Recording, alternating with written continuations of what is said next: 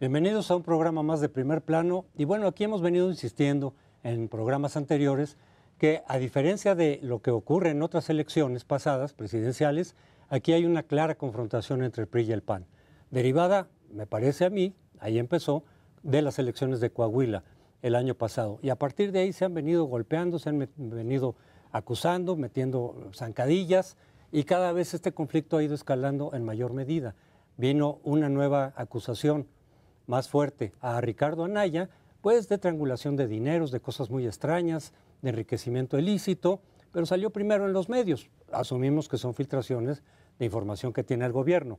Pero mientras se mantiene en los medios, bueno, puede tener algún efecto electoral. Inmediatamente los priistas se montan en ello para empezar a golpear a Anaya en los diferentes espacios que tienen.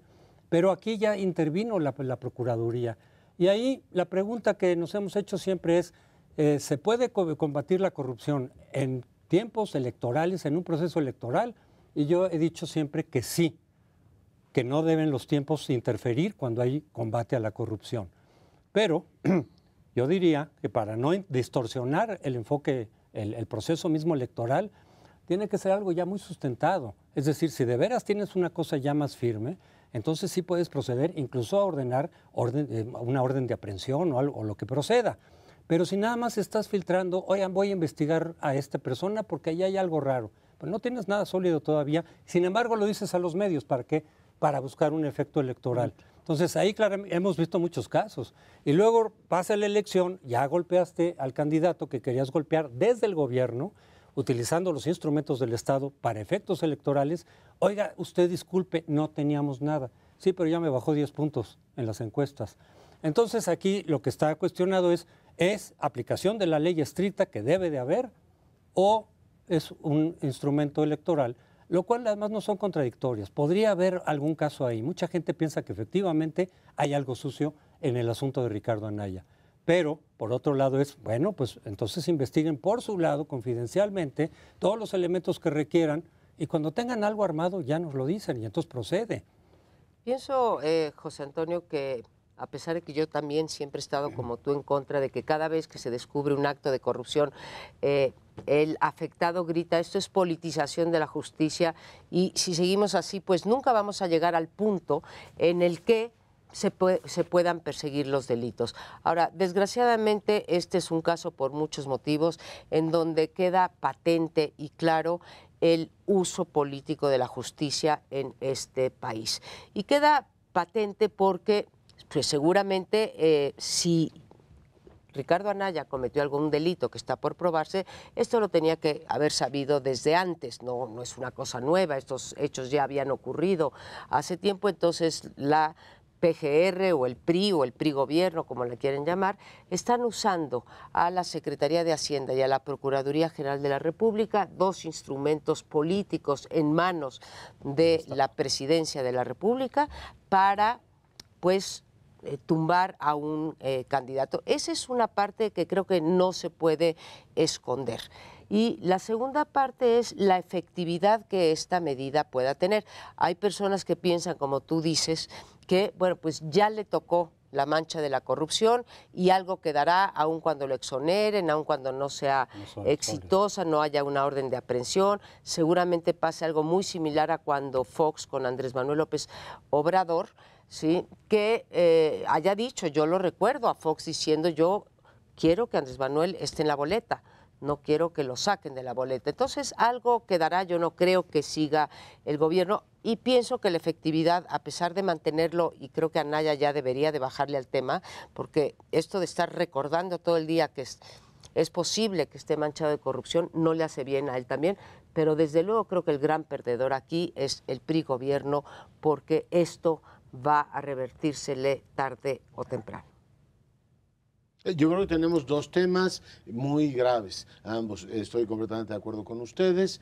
Creo que hay ciertas cosas que son inevitablemente o que necesariamente se tienen que juzgar en el contexto, y una de ellas es la acción de la PGR resulta cuando menos sospechosa. Además, la filtración, bueno, no filtración, con boletín y todo, dieron a conocer un video y dices, qué interesados están en la rendición de cuentas y en la transparencia, cuando hay 1000 asuntos que no han atendido. Esa es una. La segunda, que me parece todavía más grave, es que empieza a acreditarse que el gobierno utiliza expedientes que de manera absolutamente inadmisible está utilizando. Y yo digo que son tres, María Amparo decía, los impuestos, que me parece increíble que lo usen para presionar a gente que discrepa de ellos o que hace investigaciones académicas o de organismos de la sociedad civil, el tema de la procuración de justicia, también los servicios de inteligencia que se han utilizado en el pasado. Son tres funciones en las que el Estado tiene privilegios que no debe en un momento determinado usar para la vida política. Yo digo que esto, compañeros, es tan monstruoso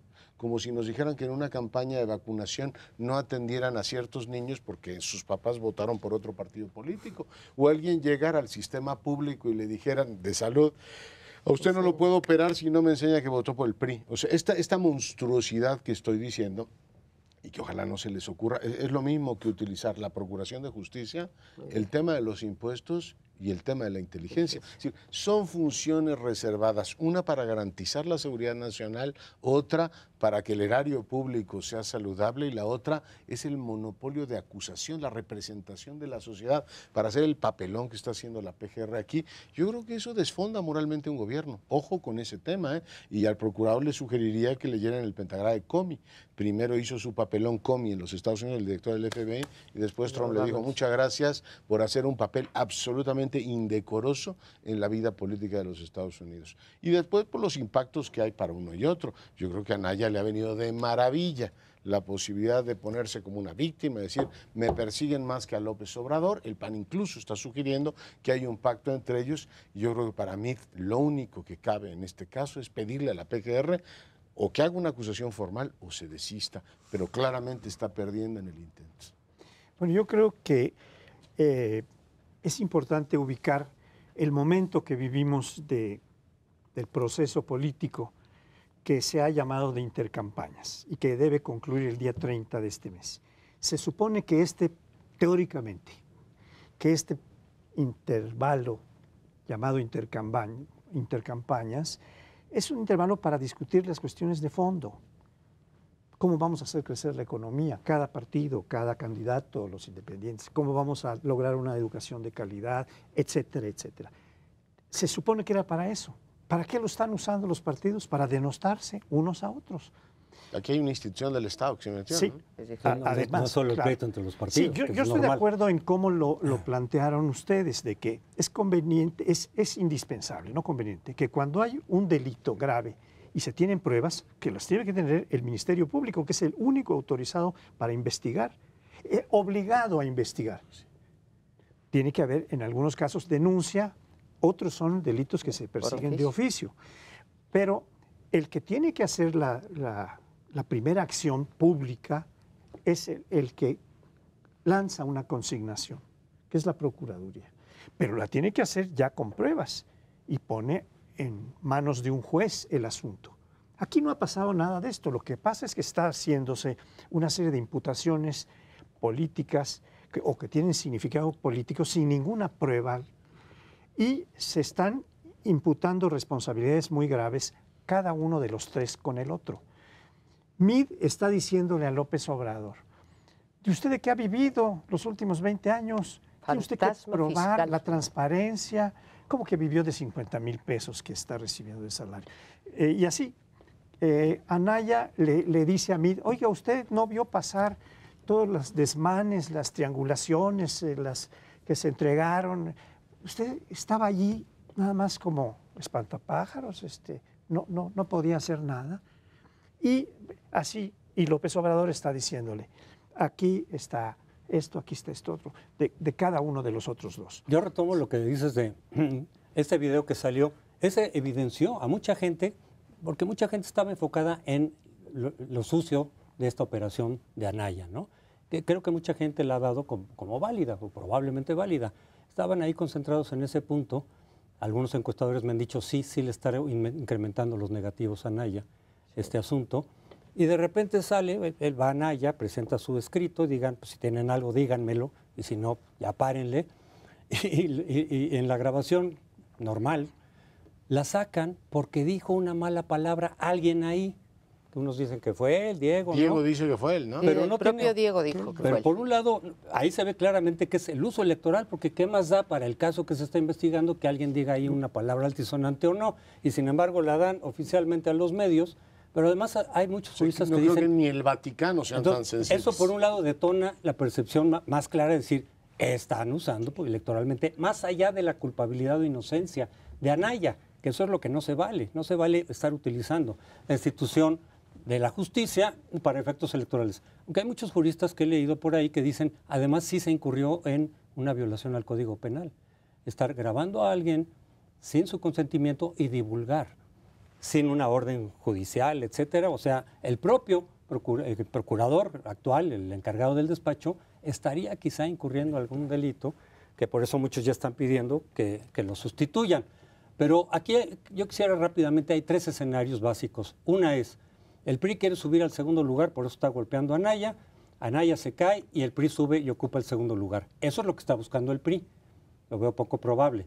El otro es, el PRI se queda estancado, se victimiza a Anaya, logra, digamos, su lance, el de ayer, el de decir, es que nos están persiguiendo, etcétera, porque sí queremos cumplir la ley y por eso nos tienen miedo. Entonces dispara a Anaya y entonces se vuelve competitivo con López Obrador. Esa es una posibilidad. Y el otro es que logren parar a Anaya. ¿Por qué el PRI estaría haciendo eso? Que lo logren bajar, pero que no suba el PRI y que se queden los dos ahí estancados. A lo mejor suben algunos independientes y entonces dejan a López Obrador solito con el terreno despejado. Ese me parece a mí, hoy por hoy, el escenario más probable. Yo creo que dañan a otra cosa, además de tratar de dañarse entre ellos, que es al sistema democrático, ¿sí?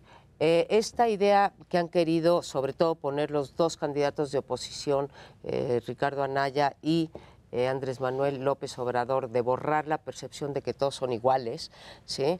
Aquí creo que entre los 3 están dañando la democracia. Estamos metidos en prácticas, claro, mucho más inadmisible en el caso del PRI, candidato MID, gobierno de Peña Nieto, que en los otros 2, porque hay una asimetría de poder brutal.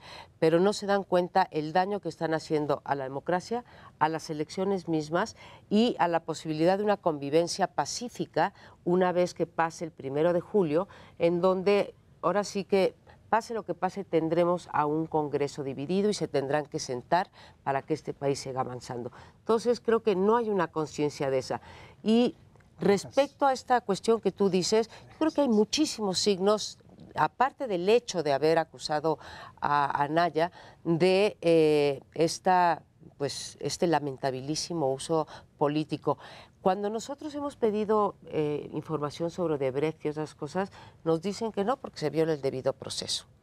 ¿Y por qué Y aquí están todo el tiempo interesadísimos en filtrar y infiltrar. ¿Por qué quitaron al fiscal electoral pasado, este mismo procurador? Por eso mismo, por haber filtrado, ¿no? Yo quisiera agregar un par de cosas respecto de esta confrontación entre los 3 grandes partidos o candidatos, que está escalando esta conflictiva de denostaciones y no se hace ningún análisis de la programática. Pero lo que destaca mucho es que Anaya fue imputado como fusilero, como que se fusiló la forma de discursos, ¿sí? Sí. ¿Qué discurso? En Estados Unidos.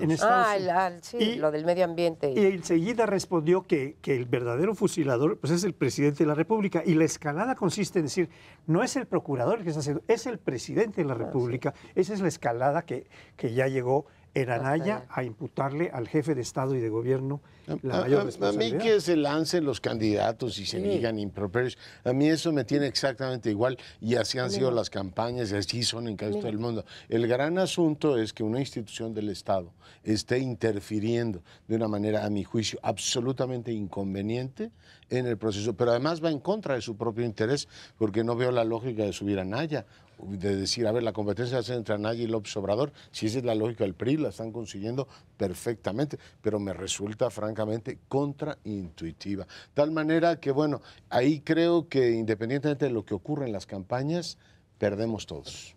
Sí, habrá que ver qué sucede, a ver cómo reacciona el gobierno, pero vamos al siguiente segmento. Oye, nos mocharon como 20, 30... El Partido Revolucionario Institucional cumplió ayer 89 años. Fue fundado con otro nombre, Partido Nacional Revolucionario, desde la cúpula del poder, con una convocatoria del presidente mismo de la República en su último informe, don Plutarco Elías Calles, el 4 de marzo de 1929. El partido fue evolucionando de ser una confederación de partidos locales a convertirse en un partido más nacional, con Cárdenas, que le cambia el nombre como Partido de la Revolución Mexicana en 36. Y para 46, no, fue 38, y para 46 le vuelven a cambiar, ya en tiempos de don Miguel Alemán, a Partido Revolucionario Institucional. Han transcurrido casi 9 décadas de esto que estamos conversando hoy. Y el día de ayer, la conmemoración de este aniversario fue muy magra, fue muy reducida. Una pequeña concentración en el atrio del PRI, por decirlo de alguna manera, en el patio que está frente a su edificio. Hubo muy pocos asistentes, pero no solo eso, sino que en muchas partes no hubo celebración alguna. Hubo unas cuantas entidades, entre ellas Mi Tierra, por lo visto, por lo leído el día de hoy, que sí celebraron con alguna significación el aniversario. ¿Qué está pasando con el PRI? ¿Por qué ha envejecido tanto y por qué está en una senectud ya tan deplorable? Porque hay muchos elementos que van marcando, no solo las encuestas en donde está en el tercer lugar en la mayor parte de ellas, aunque hoy hay una encuesta del Heraldo que verdaderamente, como alguien dijera por ahí, está claramente cuchareada.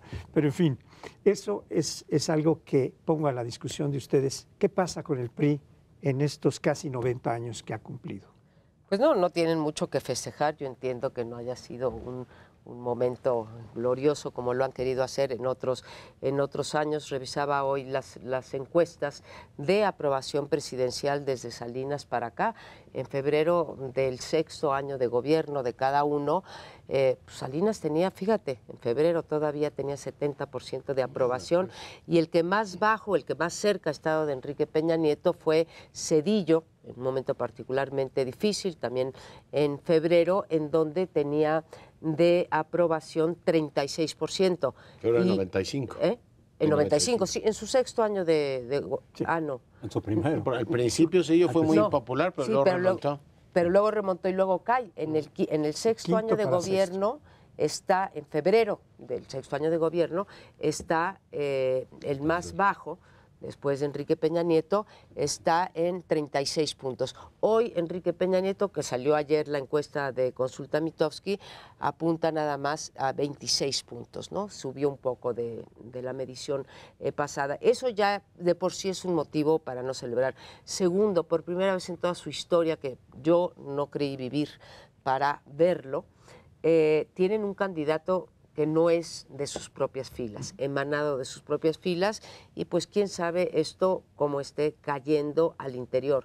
3, es la época, es el año pasado, en el que menor número de gubernaturas están en manos del PRI. Hoy gobierna menos población y tiene menos puestos en la estructura territorial que nunca antes. Y así podría seguir con cifras que te hablan de cómo ha ido declinando el PRI y sus perspectivas. Finalmente, pues, está en el último lugar de acuerdo, pues, a la gran mayoría de las encuestas, y muy por debajo este candidato elegido por el Consejo Nacional del PRI. Coincido absolutamente con todo lo que dijiste. Digo yo que el gran asunto de un cumpleaños, pues no solamente es pedir un pastel y decir qué viejo estoy, ¿no? Ya casi voy a cumplir 90, sino si consigues filtrar, o no filtrar, plantearle a la opinión pública un nuevo tema de conversación nacional. Estoy aquí con cerca de 90 años y heme aquí con ganas de hacer esto y esto.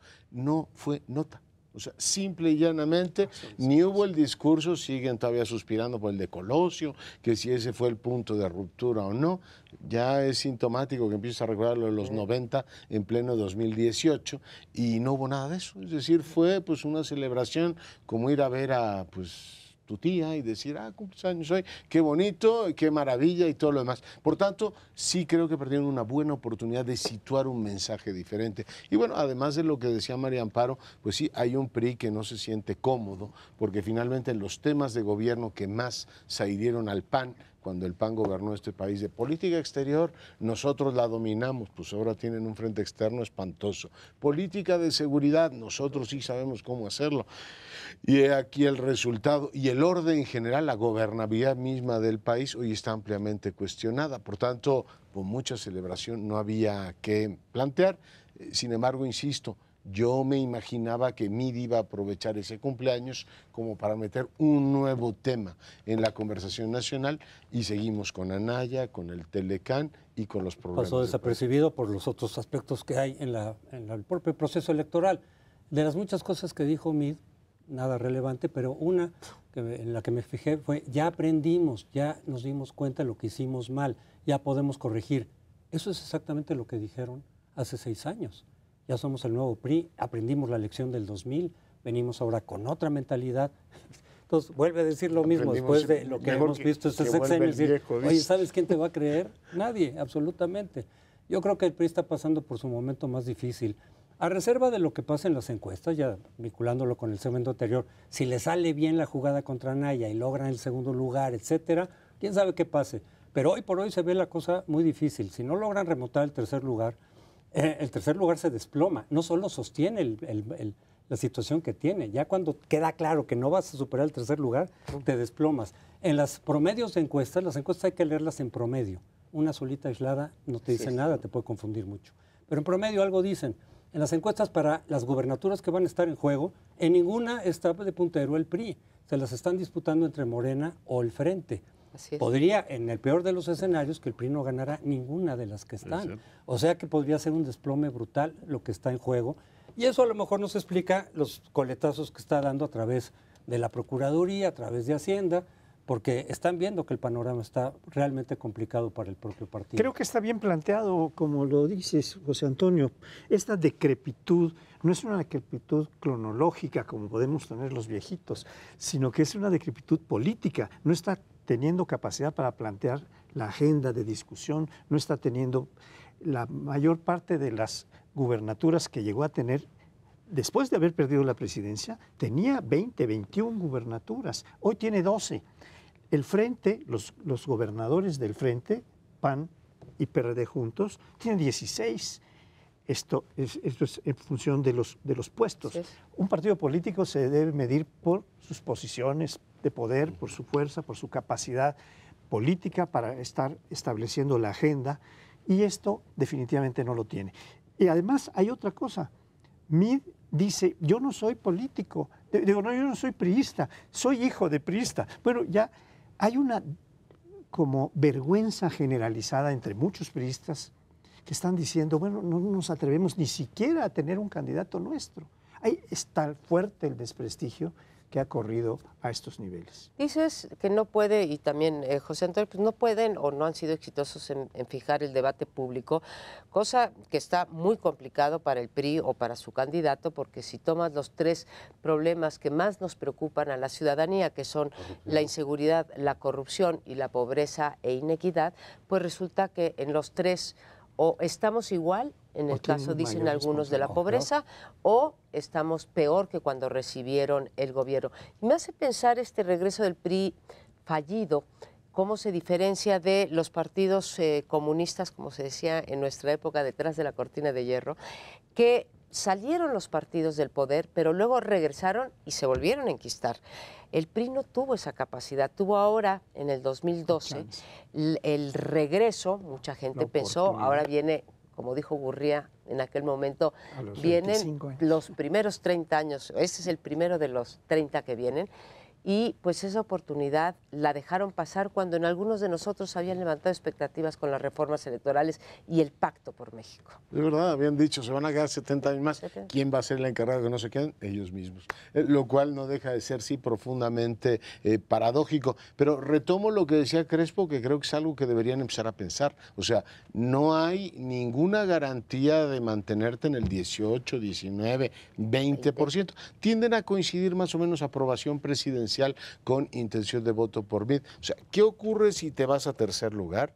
¿Y qué ocurre si efectivamente empiezas a ver el mapa de las entidades donde va a haber elecciones? Entiendo que son competitivos nada más en Yucatán, o sea, y en segundo lugar, eso, son competitivos. Sí. En Chiapas ya se pelearon, aquí en la capital van con candidatos separados, y no sigo porque son 9 entidades, pero sí, la posibilidad de que una buena parte de esos votantes digan, oiga, pues aquí el tema es si va a gobernar Anaya o va a gobernar Andrés Manuel López Obrador, que eso se mueva al Congreso. Entonces tendríamos, o sea, que ese voto se vaya también al Congreso, podríamos encontrarnos con que la, digamos, elección de tercios pasa a ser una elección parejera con la posibilidad de tener un presidente mayoritario. Y ahí tienes incertidumbre política, quién va a ser el próximo presidente de México, pero también incertidumbre institucional.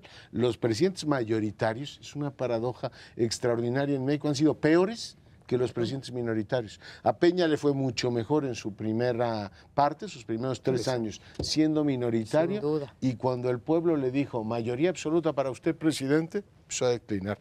Por tanto, podríamos encontrarnos con el desplome del PRI, que es un tema que hay que analizar más adelante, con un Andrés Manuel o con una Anaya, o sea, si efectivamente las cosas transcurrieran por ahí, hasta mayoritarios, lo cual sería toda una novedad, ¿eh? Y también, si cae en tercer lugar su candidato, puede ocurrir algo parecido a lo que sucedió en el 2006, que es el candidato, porque el PRI puede mantener todavía en el Congreso una votación incluso superior, pero el fenómeno que sí se puede dar es, si se cae su candidato al tercer lugar, se empiezan a ir muchos. ¿En el Congreso? El voto, pero muchos se pueden ir también ya de plano, ya está ocurriendo el fenómeno, pero se puede intensificar y se puede acelerar este fenómeno. Es decir, nuestro partido ya se vino hasta el tercer lugar, ya perdimos toda posibilidad de ganar. ¿A dónde nos vamos? Yo creo que deberían pues pensar seriamente eso, ¿eh? ¿A dónde nos vamos y a dónde nos reciben? Yo no sé, y se los pregunto a ustedes cuál es su opinión, si el PRI, la cúpula del PRI todavía tiene la posibilidad de manejar, de controlar a dónde se va su voto en caso de que José Antonio Meade no repunte. Y yo creo que ya no lo tiene. Así como se operó, o dicen que se operó hacia el PAN en las dos anteriores. Pero no fue cierto tampoco, eso es muy mítico. Yo creo que que eso tú has dicho valdría que no, pero la pena para No, rematar sí, Crespo. esto. Eso se dijo, y Crespo lo estudió boleta por boleta, o todas las que se abrieron. Y la mitad o una parte muy importante de los votos fue para López Obrador y otra parte fue para Calderón. No es cierto que el tercer... Lo que sí es cierto es esto que está diciendo Leonardo, que perdieron en el 2006 bajaron a 100 diputados cuando nunca habían tenido menos de 200. Eso puede volver a pasar. Pero gobernaron como si fuera primera fuerza, ¿eh? No se nos olvide que cuando fueron Pero nos tercera... tenemos que ir, estamos ya enfrente del corte. Nos vemos en un par de minutos. Bueno, y parte del proceso electoral es también el Tratado de Libre Comercio de América del Norte. Y digo porque las calificadoras, las casas de bolsas, los bancos en términos generales, los organismos internacionales, dicen que uno de los grandes incertidumbres para el México del 2018, la segunda mitad del 2018 serán las elecciones y la otra el Tratado de Libre Comercio. Pues termina la séptima ronda del Tratado de Libre Comercio y pues termina con signos bastante ominosos. Se trataban 3 puntos que son 3 puntos centrales, pues tanto que podríamos decir que en las otras rondas pues fue saliendo, pues no sé, la paja, a lo mejor estoy exagerando, pero vaya, no salieron las 3 cuestiones centrales, que es resolución de controversias, las reglas de origen, o sea, qué tanto de las mercancías, qué tanto de los insumos de las mercancías viene de cada país, y finalmente lo que se conoce como la cláusula sunset o la cláusula del ocaso. Cada vez cuando va terminando a los 5 años se revisa si se quiere seguir, ¿no? Como cuando uno le echa moneditas a los parquímetros y refrenda que quiere estar en ese lugar. Y se hace además en un momento no solamente particularmente difícil por el proceso electoral de México, sino también porque el presidente Trump acaba de anunciar algo que pues ha causado una gran preocupación a nivel mundial, que quizá eso lo podamos usar a nuestro favor, que es un exceso de proteccionismo poniéndole aranceles al aluminio y al acero, ante lo cual han pues respondido de manera muy fuerte la Unión Europea, China, América Latina, etcétera. Ese es el contexto y creo que pues vemos más que signos ominosos sobre la permanencia del Tratado de Libre Comercio. Pues yo creo que donde dejaste el tema, que es esta intervención de Trump, que está anunciando que va a poner tasas de interés muy alto para diversas aranceles, ¿no? Aranceles, que son una especie de impuesto que frena el comercio o que lo hace más reducido. Esto vino a caer como un balde de agua fría en lo que ya de por sí no era muy caliente, estaba ya muy entibiecido, ya estaba muy frío el proceso de negociación del TLC, que va en su séptima ronda y que cuando está terminando esta ronda viene el golpe de Trump y dice, oigan, pues, ¿para qué hacer? Eso es casi decir, no está diciendo ya me levanté, pero está diciendo, y además está declarando la guerra a Europa entera, a China, y dice las guerras son buenas mientras sean guerras comerciales o ¿verdad? Mercantiles. ¿Y quién puede pensar que una guerra en cualquier terreno es buena? Pues es difícil, pero para el TLC es como una especie de te dé un... Yo veo tres problemones. Uno, irónicamente digo, pues la izquierda debe estar feliz, ¿no? Tanto les gusta decir que el consenso de Washington rompió las economías de estos países. El consenso de Washington está rompiendo. Y lo está rompiendo la derecha más radical y reaccionaria de los Estados Unidos, que era pues eso de economías abiertas. Él dice, señores, nada de economías abiertas, el libre comercio no sirve para nada. Subrayo, es una ironía para la izquierda que la pócima que ellos tanto nos proponían la esté dando Donald Trump. Lo segundo es que pues, es un lenguaje de principios del siglo pasado. Parece no el presidente de los Estados Unidos hablando, sino el Kaiser de Alemania declarándole la guerra a Francia, porque el argumento de los aranceles se dio en nombre de la seguridad nacional de los Estados Unidos.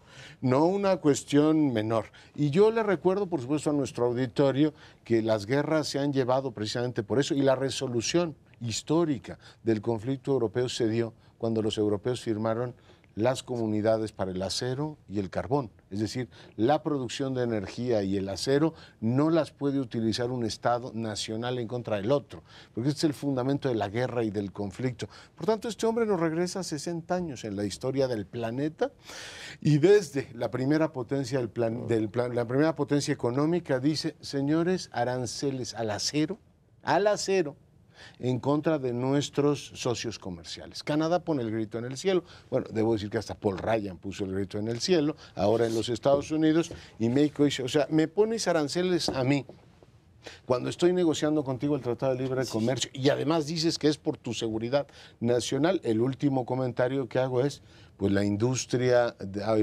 digamos, automotriz, parece el monstruo de la película de Del Toro, por cierto, galardonado, y lo felicito ampliamente. O sea, es un monstruo horrible, pero resulta que no tiene mucho vigor, más que para lo que ya saben quienes han visto la película. Es decir, la industria automotriz, que sería la afectada por esos aranceles y que es la más beneficiada por el Telecán, se ha dedicado a navegar entre dos mares. Yo creo que es absolutamente ominoso y termino recordando el estudio que Moody's hizo público hace algunos días, que empezamos a comentar la semana pasada aquí en el primer plano. Una no aprobación, un no anuncio de un Telecán negociado podría llevar a que la moneda mexicana se devaluara. O sea, la incertidumbre que esto generaría sería terrible. Aquí en México hemos tenido señales encontradas, disímbolas, porque hace unas semanas se empezó a manejar la especie, incluso se anunció oficialmente, de una reunión, una nueva reunión de Peña con Trump, ¿no? Y todo el mundo decía, bueno, ¿para qué? Seguro, la especulación tendría que decir, seguro que tiene que ver con que ya lograron quizá informalmente algo benéfico para México, que se podía hacer con el Tratado de Libre Comercio, que creen sí va a haber en estos términos, etcétera, para anunciarlo y ayudar justamente a la campaña priista. Un anuncio de estos podría o se esperaría que pudiera levantar un poco la candidatura del PRI. Esa era la especulación, porque de lo contrario, nada más reunirse por reunirse, iba a evocar la invitación de hace 2 años, sí, del 16 de Trump, que fue bastante mala políticamente, muy dañina políticamente. Entonces, no, si se van a reunir es porque algo van a anunciar benéfico para México, con vistas a a que levante la campaña. Ya deben haber convencido a Trump que no le conviene que el PRI pierda o que gane López Obrador, por muchas razones. Entonces, que nos eche una ayudadita, por ejemplo, con el Tratado de Libre Comercio. Bueno, eso era especulación. O algo pasó, si es que por ahí iba, o se dieron cuenta que la pura reunión, sin nada que ofrecer a cambio, iba a ser más perjudicial. De tal manera que dijeron, no, es que se puso necio Trump porque insiste en lo del muro. A lo mejor querían convencerlo, que dijera, ok, el muro no lo va a pagar México, lo que siempre ha estado insistiendo. Que total ya no hubo esta reunión y tampoco el efecto electoral que se supone estaban buscando por ese lado. A ver, creo que es muy bien, Leonardo, en recordarnos esto de que usó el argumento de seguridad nacional, lo cual habla de la peligrosidad en este caso, de Trump. Cuando los gobernantes en su discurso interno o en su política exterior empiezan a esgrimir el argumento de la seguridad nacional, no puedo más que pensar en ese otro que es su hermano gemelo, que es la razón de Estado, ¿sí? Y cuando entramos en estos terrenos de seguridad nacional o razón de Estado, ya entramos pues a un campo de la irracionalidad en donde prácticamente todo se vale para justificar las medidas que ya tienes además pues pretomadas. Nadie nos podemos llamar a la sorpresa del tipo de medidas que está implementando Trump, porque creo que fueron anunciadas. Tuvimos largos meses de campaña en Estados Unidos para saber qué tipo de persona era Trump y bueno, hoy en día lo estamos constatando. Es un hombre que es capaz no solamente de hacer fake news, aunque la señalen los otros, sino de esgrimir constantemente, en vez de un argumento, un debate democrático, una razón de Estado. Y quisiera agregar, No, por favor. quiso ligar el tema de no quiso, lo hizo, el tema de retirar los aranceles a cambio de que le den un Telecán como él quiere. O sea, la verdad es que el tipo, es astuto, es tosudo y es todo lo que quiera, pero claramente te está diciendo, me ayudas a pagar el muro si no vengas, ¿no? Eso fue, creo, lo que dijo a Peña Nieto. Y lo otro es, si quieres el Telecán como Dios manda, o sea, como yo mando, más bien, no como Dios manda, te quito los aranceles y ahí voy negociando, ¿no? El toma y daca, nunca mejor dicho.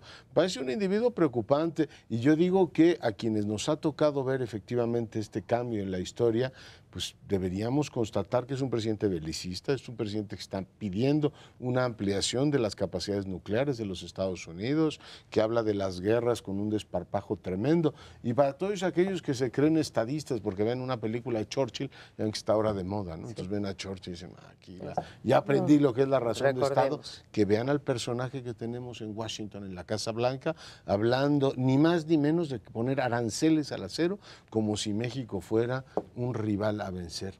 Y uno dice, mejor leamos historia porque puede ser muy útil en los próximos días. Yo no sé si es posible anunciar o si tiene sentido ya una octava ronda de negociaciones. Después de este ramalazo brutal. Knockout. Pues ya se acabó todo. Si está acabándose incluso una enorme cantidad de elementos de comercio entre Europa y Estados Unidos. Los automóviles europeos van a tener que pagar su porcentaje. Entonces los europeos contestaron y los americanos van a pagarlo aquí. O sea, ya empezó esta declaración de guerra, ya están tomando Polonia, como lo hicieron los nazis. Estamos en esa guerra y China no ha sido todavía tan agresivo. Fue más agresiva Europa en su respuesta. Pero yo creo que eso borra el interés sobre el Telecán. China dirá, seamos serios, caballeros, sí, vamos a hacer comercio. Yo creo que lo que sí queda claro es que esa expectativa de que se resolviera el tratado antes de la elección, que resolviera más o menos favorablemente para México, que se mantuviera lo que teníamos, eso ya no. Va a pasar a cualquier gobierno que sea el que gane, y ahí, quién sabe, partir de cero en las negociaciones otra vez, y quizá con una perspectiva distinta dependiendo de quién gane aquí. O sea, queda, digamos, en el limbo. ¿Y se acuerdan cuando cuando decíamos que a México le convenía en realidad, aunque en México creo que la mayor parte de los mexicanos somos más demócratas que republicanos, pero se decía que en términos del comercio siempre nos iba mejor con los republicanos porque no eran tan proteccionistas como los demócratas? Pues esa certeza quedó atrás. Bueno, yo me quedo con una pregunta, tenemos 10 segundos. El gobierno mexicano dijo que iba a negociar en paquete la relación con Estados Unidos. Se supone que donde íbamos fuertes era en lo comercial. Si ya nos batearon en lo comercial, yo no sé qué vamos a decir con lo de seguridad y mercados laborales. Lo dejo como pregunta. Pues te la contesto, no, y nos vamos a un corte. Leonardo. Italia es un país políticamente muy interesante y tuvo elecciones el día de ayer. Pero no vamos a hablar del detalle de la política italiana, sino de las lecciones que ese proceso nos deja al resto de los países, concretamente a nosotros. A ver, lo que ha venido ocurriendo es una crisis del partido que gobernó muchísimos años Italia, incluso pues en algún momento se le comparó con el PRI por aquello de que era un gobierno que era sometido a elecciones, pero siempre ganaba la democracia cristiana con distintas, digamos, variantes, incluso se les llamó democracias diferentes en su momento. Aquí se colapsó y se colapsó por la corrupción brutal del sistema de partidos y quedó un polo de una izquierda postcomunista que durante muchos años le dio gobernabilidad a Italia y algunas ramificaciones entre una extrema derecha y un partido regionalista que ha defendido desde hace muchos años, la Liga Nord, la separación de Italia, un poco a imagen y semejanza de lo que los catalanes quieren en España. Pero lo que hemos tenido en los últimos años es la aparición de un partido antisistema encabezado por un cómico, igual que el presidente que gobierna Guatemala, que se le ocurrió que hacerse el chistoso diciendo que los políticos eran lo peor y que probablemente lo sean. Empezó a ganar popularidad y empezó a estructurarse como partido. Y hete aquí la paradoja que ahora está a punto de formar gobierno. Eso para los antisistemas debe ser algo terrible cuando les digan, señores, pues ahora usted el más votado, ahora usted mandar nación, como diría el jefe indio, y lo van a tener que hacer. Es, por supuesto, muy llamativo que el sistema de partidos, si uno revisa las democracias occidentales, se va rompiendo, se va fracturando de una manera terrible. Tú terminabas con la ironía de los republicanos, que quedaron desfondados por el liderazgo Trump.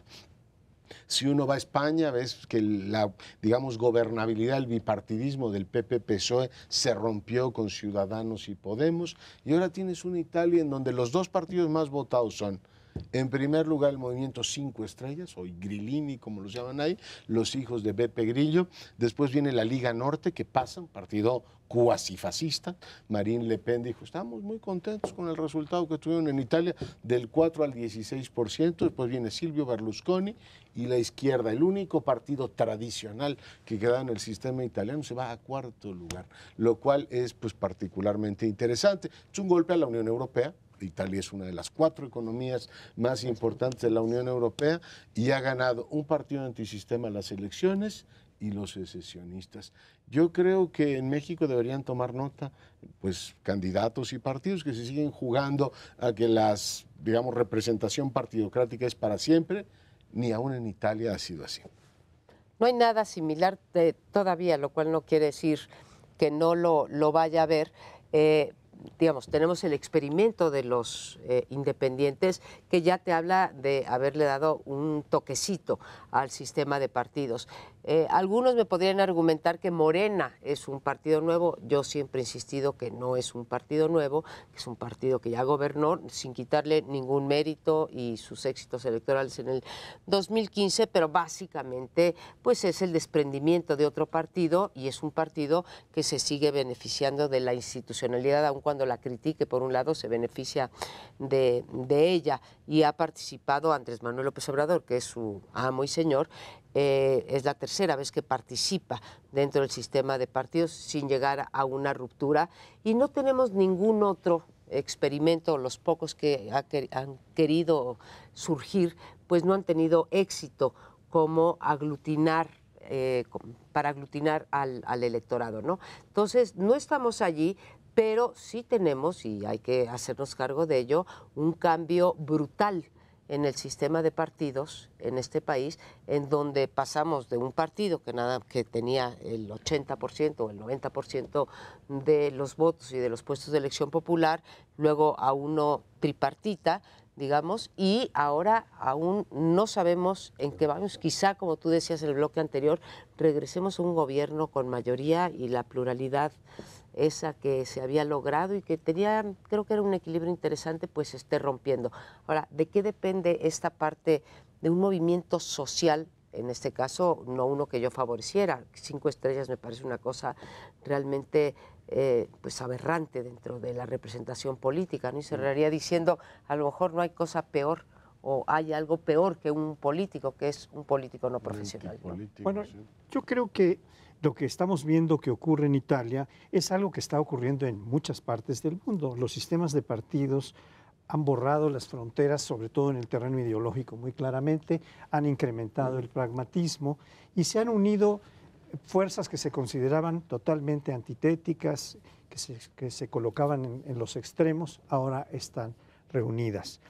Y hay varios elementos que vale la pena reflexionar en función de México. México está viviendo ya no un sistema de partidos, sino un sistema de coaliciones. Esos son los dominantes, porque los independientes pues, representan algo marginal en las encuestas, en términos generales en las expectativas, y algunos que ni siquiera alcanzan el calificativo de marginal, como es el caso de Marichuy, que ni siquiera va a poder estar en la boleta.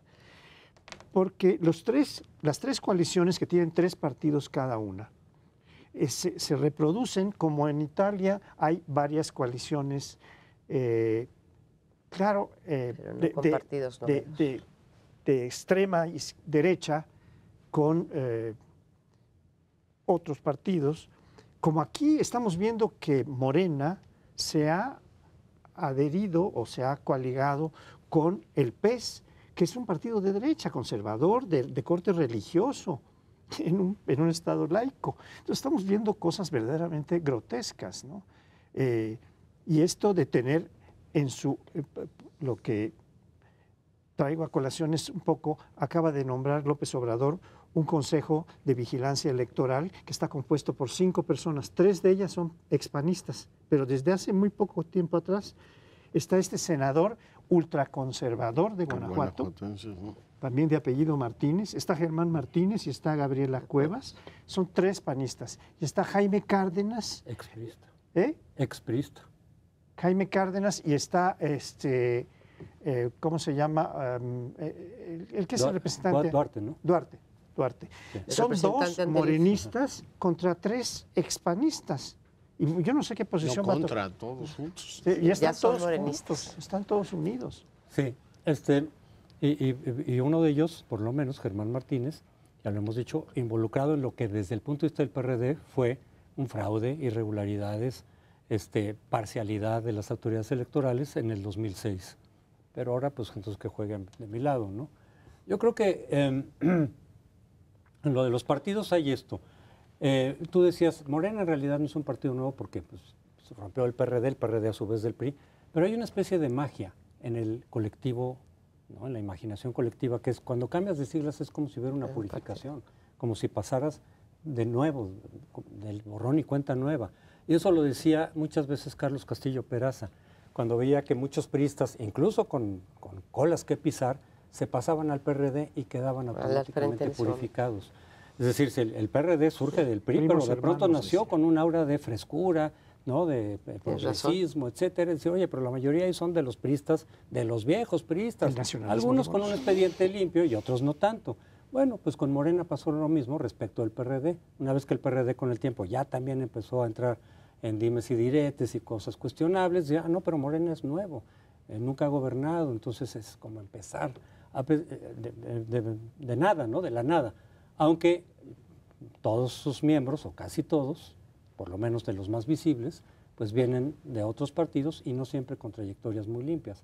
Pero eso suele ocurrir y tiene un efecto en el electorado, como que se borra, digamos, las historias. Y yo creo que eso es bastante anémico, ¿no? Porque, digo, no hay duda, López Obrador gobernó esta ciudad hace 18 años, no es que sea ninguna novedad para nadie, con un discurso justiciero y, a mi juicio, desde el punto de vista de lo que es cohesión social, infecundo. O sea, porque no tenemos una ciudad mucho más justa que Monterrey, Guadalajara o Mérida. Es decir, aquí menos se corrupta. dieron becas, se dieron apoyos, se abrió la universidad a todo mundo y no es que tengas una ciudad muy diferente. Por tanto, esto de que es nuevo, pues Ricardo Monreal gobernó Zacatecas hace 20 años. O sea, realmente sí es llevar las cosas a una posición, es una decisión a mi juicio un poco bizantina, pero regreso a lo italiano y regreso a lo que para nosotros politólogos es relevante.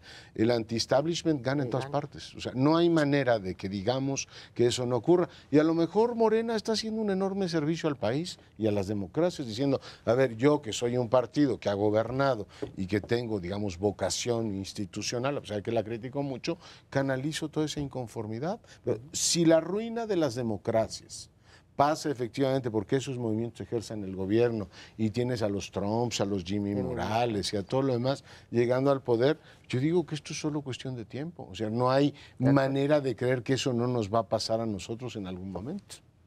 Absolutamente cierto, pero digo, hasta el momento las coaliciones, como decía Paoli, ¿sí? Las coaliciones están formadas por partidos preestablecidos, ¿no? Pero es muy probable, yo estoy de acuerdo contigo, el antisistema tiene unas posibilidades enormes siempre de llegar al poder. La novedad de Morena puede ser vista como un reciclaje, es el nacionalismo revolucionario reciclado. Con alguna fachadita de algo nuevo, pero la mayor parte de las tesis vienen del nacionalismo. Ahí están los desafíos en los países más ricos del planeta, que por supuesto no podemos eludir, pero nos tenemos que ir. Muchísimas gracias por acompañarnos en un programa más de Primer Plano.